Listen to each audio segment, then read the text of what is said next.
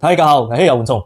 你相唔相信呢一刻 Gemini AI 做得寫花筆語嘅故事書咧？我就編去指令講寫關於後生嘅妹仔原本係講花筆語嘅，然後在19歲嘅時候看到講福建話運動嘅網頁之後，就有想過愛講母語嘅故事啦。大家做得瀏覽 Gemini AI，然後撳一隻 menu，然後在 Gem I 邊咧，你去簽 storybook，你就寫啲 hints 啦，然後就係我講定嘅一隻花筆語嘅故事啦。自然嘅神韻重生，前進南漢語嘅勁。按 Gemini AI 畫人妹仔畫到幾靚，其實唔係我寫啦，我將去指令，然後 Gemini AI 就寫啲故事。而就愛寫知識啲咯，一隻妹仔嘅家庭嘅背景寫知識啲而愛一隻故事用變行有啲知識你寫好咧，Gemini AI 就曉寫啦。